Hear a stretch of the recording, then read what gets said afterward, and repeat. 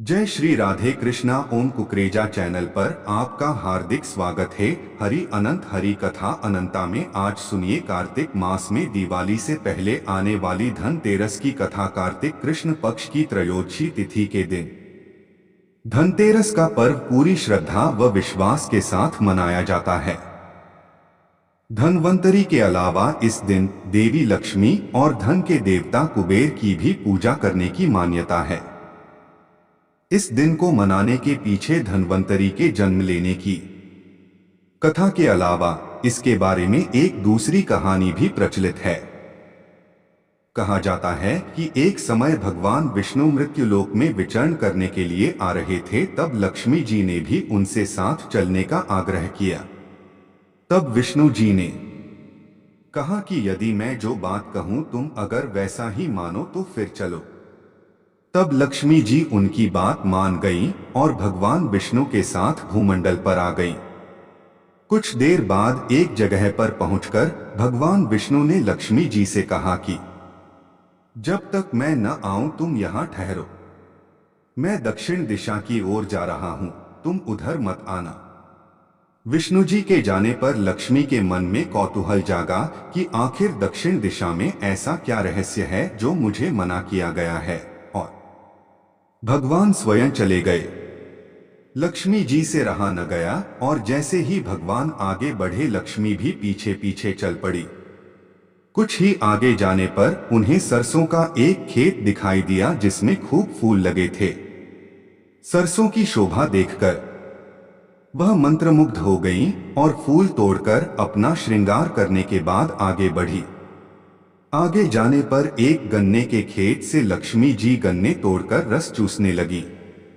उसी क्षण विष्णु जी आए और यह देख लक्ष्मी जी पर नाराज होकर उन्हें शाप दे दिया कि मैंने तुम्हें इधर आने को मना किया था, पर तुम न मानी और किसान की चोरी का अपराध कर बैठी।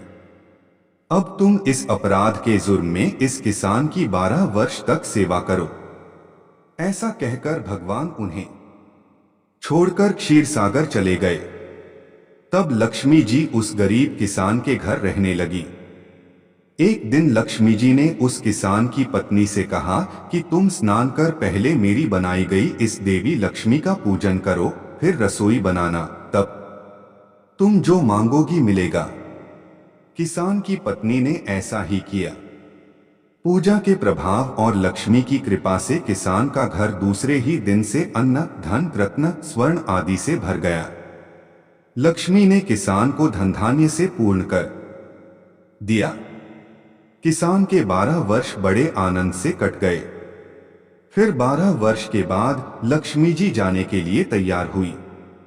विष्णु जी लक्ष्मी जी को लेने आए तो किसान ने उन्हें भेजने से इनकार कर दिया।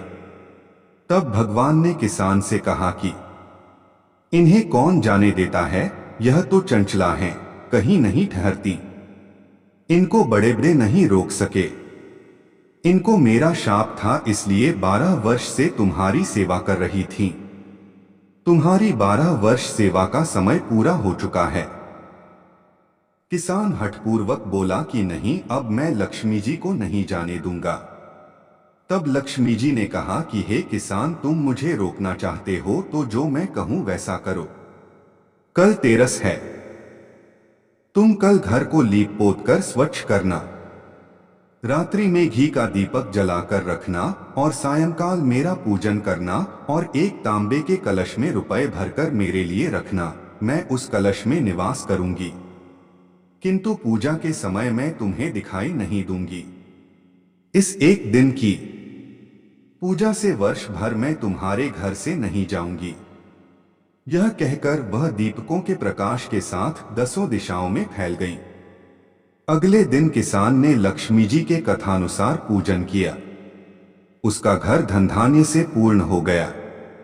इसी वजह से हर वर्ष तेरस के दिन लक्ष्मी जी की पूजा होने लगी।